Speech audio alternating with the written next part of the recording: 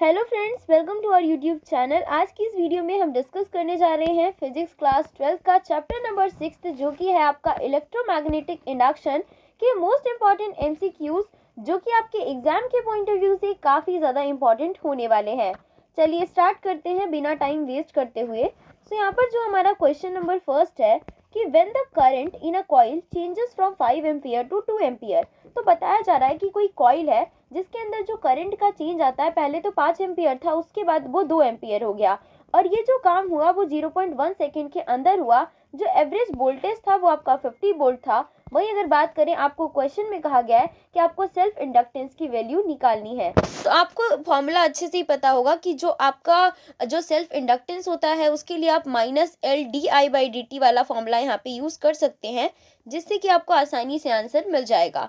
अब अगर यहाँ पे हम बात करें तो आपको ऑलरेडी जो है ईएमएफ की वैल्यू दी गई है। ओके, DI/dt भी हमें दिया गया है, सिर्फ हमें ये L जो है जिसको हम सेल्फ इंडक्टेंस कहते हैं उसकी वैल्यू हमको पता करनी है। तो सारी की सारी वैल्यूज हमें ऑलरेडी दी गई है, तो यहाँ पर ये 50 आ जाएगा इज इक्वल्स टू माइनस का L, साथ में DI कितना है 2 माइनस का 5 हम लिख सकते हैं, अपॉन में DT जो कि आपका हो जाएगा 0.1।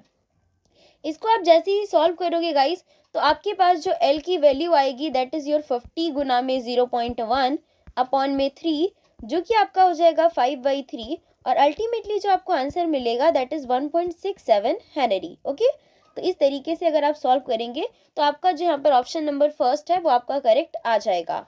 अब हम बढ़ते हैं अपने नेक्स्ट क्वेश्चन की तरफ। तो ये जो क्वेश्चन है उसमें भी आपको न्यूमेरिकल टाइप ही क्वेश्चन मैंने यहाँ पे उठाया, क्योंकि बच्चों को न्यूमेरिकल से बहुत ही ज़्यादा डर लगता है। इस क्वेश्चन में कहा जा रहा है कि आपके पास 500 स्क्वायर लूप्स हैं। इसका मतलब कहीं ना कहीं आपको नंबर ऑफ टर्न्स दिए गए हैं और यहाँ पर आपको बताया जा रहा है कि वो जो स्क्वायर लूप है उसका जो साइड है वो 10 सेंटीमीटर है और normal to the magnetic flux which increase at the rate of the 1 tesla per second. और जो आपका रेट है इंक्रीमेंट ऑफ मैग्नेटिक फ्लक्स का वो आपको 1 टेस्ला दिया गया है। आपको इंड्यूस्ड ईएमएफ की वैल्यू बतानी है, तो इसके लिए जो है आप ये वाला फॉर्मूला यूज़ कर सकते हो। अगर आपने पढ़ा हुआ होगा तो आपको पता होगा NAdB/dt आपका बहुत ही ज़्यादा पॉपुलर वाला फॉर्मूला होता है और इसको यूज़ करके इस क्वेश्चन को हम इजीली सॉल्व कर पाएंगे। नंबर ऑफ टर्न्स आपको ऑलरेडी क्वेश्चन में दिया गया है दैट इज़ योर 500। ओके, और साथ में हमें चाहिए एरिया। तो गाइस एरिया को निकालने के लिए सबसे पहले आपको साइड को जो है वो मीटर में बदलना है। तो जैसे ही मीटर में बदलोगे तो 0.1 मीटर आ जाएगा। और साइड अगर आपको एरिया निकालना है तो साइड गुना साइड वाला फॉर्मूला लगाओगे, जिसके लिए 0.1 को 0.1 से गुना करोगे and you will get 1/100 in the result. तो आपको जो एरिया है वो 1/100 आ चुका है। साथ में आपको गुना कर देना है यहाँ पे dB/dt। तो जो आपको रेट दिया हुआ था दैट इज़ 1 टेस्ला। जब आप इसको सॉल्व करोगे तो आपका जो आंसर आ जाएगा दैट इज़ योर 5 वोल्ट। तो इसलिए इस क्वेश्चन का जो सही आंसर होगा that is your option number D. अब हम बढ़ते हैं अपने नेक्स्ट क्वेश्चन की तरफ। क्वेश्चन नंबर 3 में आपसे कहा गया है कि जो लेंज लॉ है, ओके, लेंज लॉ काफ़ी ज़्यादा पॉपुलर लॉ है। तो Lenz law of electromagnetic induction is per law of the conservation of, कि लेंज लॉ किस लॉ पे बेस्ड है एक्चुअली में।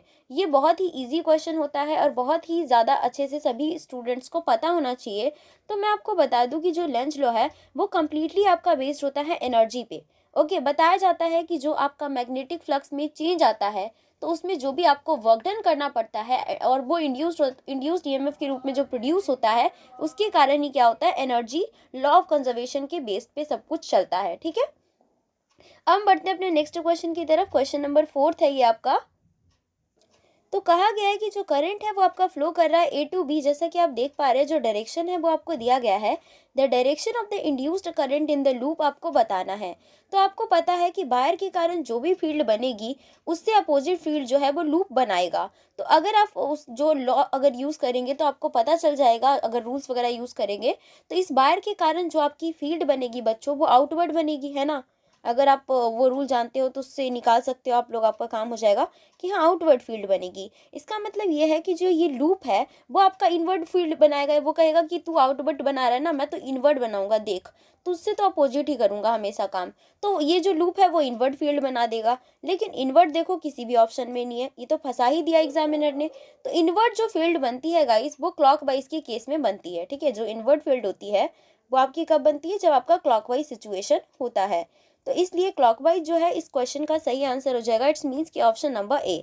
वहीं अगर आउटवर्ड फील्ड की बात करें तो आउटवर्ड फील्ड का मतलब ही होता है कि वहां पर क्या हो रहा है, एंटी क्लॉकवाइज माना जाएगा। ओके, अब हम बढ़ते हैं अपने नेक्स्ट क्वेश्चन की तरफ। क्वेश्चन नंबर 5 है कि एक कॉइल है जिसका सेल्फ इंडक्टेंस जो है वो 5 हेनरी है। ओके, इसका मतलब एल हमें दिया हुआ है, रेट जो है वो आपको करंट चेंज का वो भी दिया गया है। बहुत ही सिंपल सा क्वेश्चन है, आपको ईएमएफ निकालना है। अभी थोड़ी देर पहले बताया था ईएमएफ निकालने का फॉर्मूला होता है माइनस का L D I by D T. Okay, L कितना दिया गया है, 5 है, D I by D T कितना है, 2 है। आंसर क्या आ जाएगा, माइनस का 10 वोल्ट। आपको साइन जो है वो भी ध्यान में रखना है, माइनस के अंदर ही आएगा ओके आंसर, वरना गलत हो जाएगा, 0 नंबर आपको मिल जाएंगे। इसलिए इस क्वेश्चन का जो सही आंसर है that is your option number B.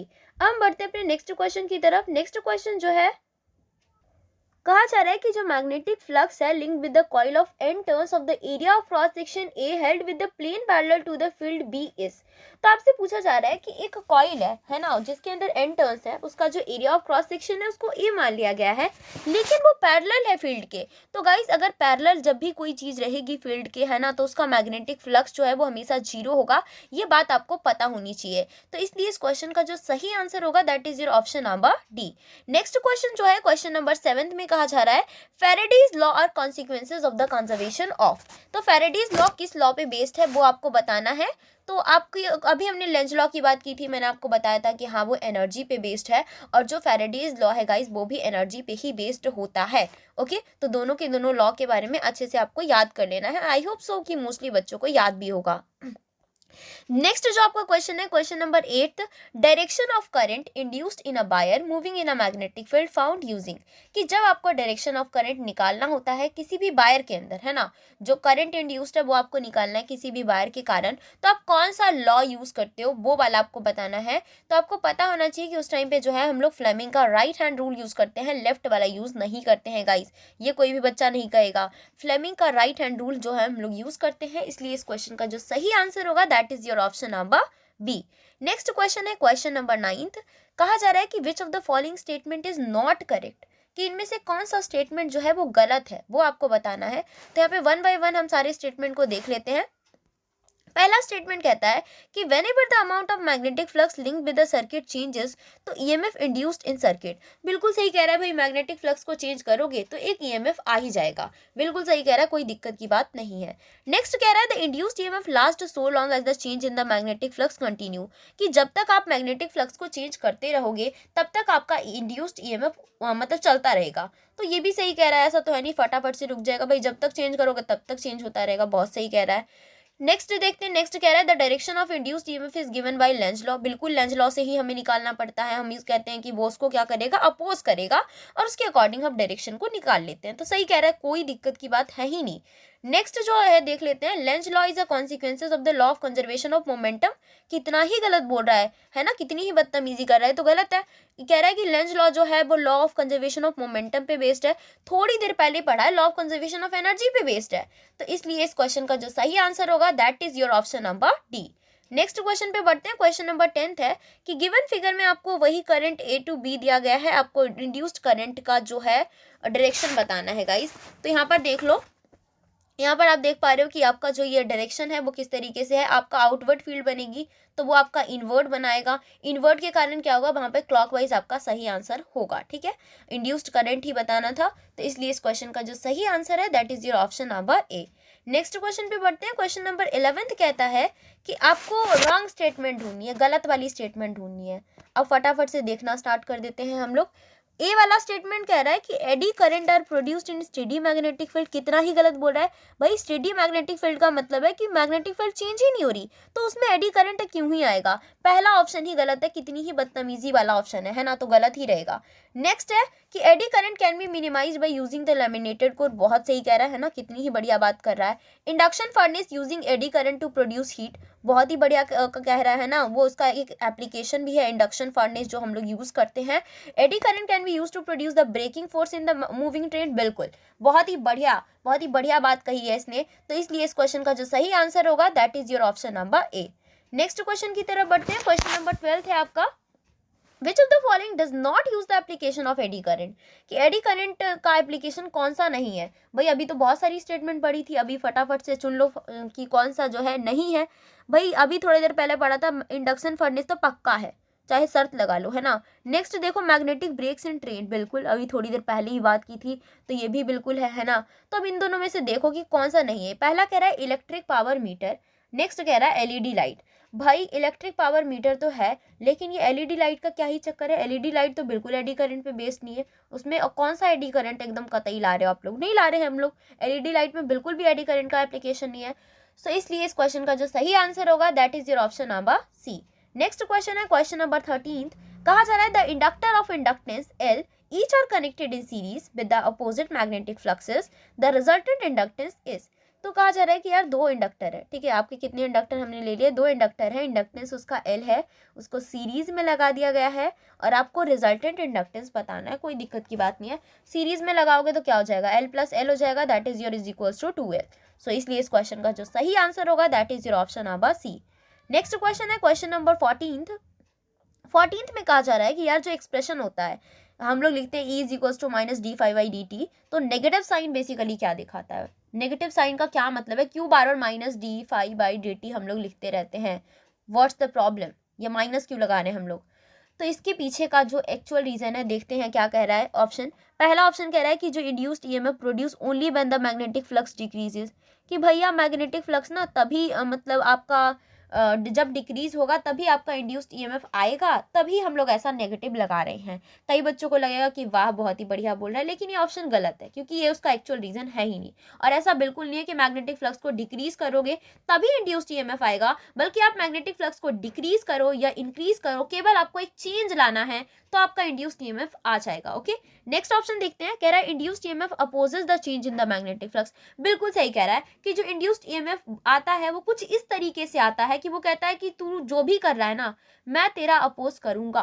तो इसलिए इस क्वेश्चन का जो सही आंसर होगा that is your option number B. Next question की तरफ बढ़ते हैं। क्वेश्चन नंबर 15 है the magnetic flux linked with the coil is related to the number of turns of the coil S, कि मैग्नेटिक फ्लक्स जो है वो आपका किस तरीके से डिपेंड करता है नंबर ऑफ टर्न्स पे। क्या वो डायरेक्टली प्रोपोर्शनल है या इनवर्सली प्रोपोर्शनल है, क्या मैं नंबर ऑफ टर्न्स को बढ़ाऊं तो मैग्नेटिक फ्लक्स बढ़ेगा या घट जाएगा, ये क्या होगा उसके साथ, वो आपको बताना है। तो आपको पता होना चाहिए कि जब भी हम लोग फॉर्मूला लिखते हैं तो डायरेक्टली प्रोपोर्शनल टू एन के अकॉर्डिंग ही लिखते हैं। सो इसलिए इस क्वेश्चन का जो सही आंसर होगा that is your option number A. Next question है question number 16, the role of the inductance is equivalent to, कि आखिरकार जो इंडक्टेंस का रोल प्ले है वो किसके इक्विवेलेंट है। तो कहते हैं इनर्शिया के, लॉ ऑफ इनर्शिया के इक्विवेलेंट है, ठीक है। तो ये जो है काफ़ी यूनिक टाइप का क्वेश्चन है, अगर आपको नहीं पता है तो अभी आपको याद कर लेना है, कोई दिक्कत की बात नहीं है, रोना नहीं है कि हाँ मुझे क्यों नहीं आया ये क्वेश्चन। नेक्स्ट क्वेश्चन है क्वेश्चन नंबर 17। क्वेश्चन नंबर 17 में कहा जा रहा है a choke is used as a resistance in, कि एक चौक को कहाँ पर यूज किया जाता है as a resistance, DC circuit में कि एसी में कि दोनों में कि किसी में भी नहीं। तो आपको पता होना चाहिए कि जो एसी सर्किट होता है उसमें हम चौक को यूज करते हैं एक रेजिस्टेंस के रूप में। तो इसलिए इस क्वेश्चन का जो सही आंसर होगा that is your option number B. Next question है question number 18, the SI unit of magnetic flux is. तो मैग्नेटिक फ्लक्स की एसआई यूनिट क्या होती है, ये तो बहुत ही बच्चों वाला क्वेश्चन है। इस क्वेश्चन का जो सही आंसर है that is your option number C, that is viewer. Okay, next question है क्वेश्चन नंबर 19, कहा जा रहा है कि core of a transformer is laminated because, कि किस खुशी में हम लोग ट्रांसफार्मर को जो है लेमिनेट करते हैं, उसके कोर को लेमिनेट करते हैं, what's the reason behind that, you will have to give the reason. Okay, तो यहाँ पर जो आपको ऑप्शन दिए गए हैं उसको देख लेते हैं वन बाय वन। पहला कह रहा है कि रस्टिंग ऑफ कोर में भी प्रिवेंटेड, कि रस्टिंग से बचाने के लिए ऐसा करते हैं, बिल्कुल ही गलत बोल रहा है, क्या ही बकवास है। नेक्स्ट है कह रहा है ratio of voltage in primary and secondary में भी इंक्रीज, क्या ही बदतमीजी, बिल्कुल ही गलत है। नेक्स्ट कह रहा है energy losses due to eddy current में भी मिनिमाइज, हाँ क्योंकि हम चाहते हैं कि ज़्यादा एनर्जी लॉस ना हो इसलिए हम ऐसा करते हैं, ठीक है। तो इसलिए इस क्वेश्चन का जो सही आंसर होगा that is option number C. Next question जो आपका है वो है कि which of the following is based on the law of conservation of energy. Law of conservation of energy पे कौन सा लॉ बेस्ड होता है, तो जो लेंज लॉ होता है वो आपका completely law of conservation of energy पे बेस्ड है। अगर आपको दोनों ही लॉ ऑप्शन में मिलते हैं फैराडेज एंड लेंज, तो आप लेंज को ही चुनेंगे। ओके, नेक्स्ट क्वेश्चन जो है question number 21, the motional EMF is the induced EMF. कहा जा रहा है कि जो मोशनल ईएमएफ होता है वो इंड्यूस्ड ईएमएफ होता है। ओके, तो इसके लिए आपको सही स्टेटमेंट चुननी है। तो पहला ऑप्शन है in a circuit due to variation in its own current, ऐसा कुछ नहीं है, बिल्कुल ही गलत है एंड बकवास है। नेक्स्ट कह रहा है कि due to variation of current in the neighbouring circuit, ऐसा भी नहीं है, मोशनल ईएमएफ इसे थोड़ी ना कहते हैं। In a coil due to the motion of magnet, अरे ये क्या ही चक्कर है, बिल्कुल ही गलत है। नेक्स्ट कह रहा है cross the ends of wire moving in a magnetic field, ये बिल्कुल सही कह रहा है। तो इसलिए इस क्वेश्चन का जो सही आंसर होगा that is your option number D. Next question है question number 22, eddy current produced in a conductor are responsible for, कि जो एडी करंट किसी भी कंडक्टर में बनता है वो किस चीज़ के लिए रिस्पॉन्सिबल होता है, तो वो damping, loss of energy, heating, सभी के लिए ही रिस्पॉन्सिबल होता है और इसी के अकॉर्डिंग ही इसके एप्लीकेशंस किए जाते हैं और बनाए जाते हैं।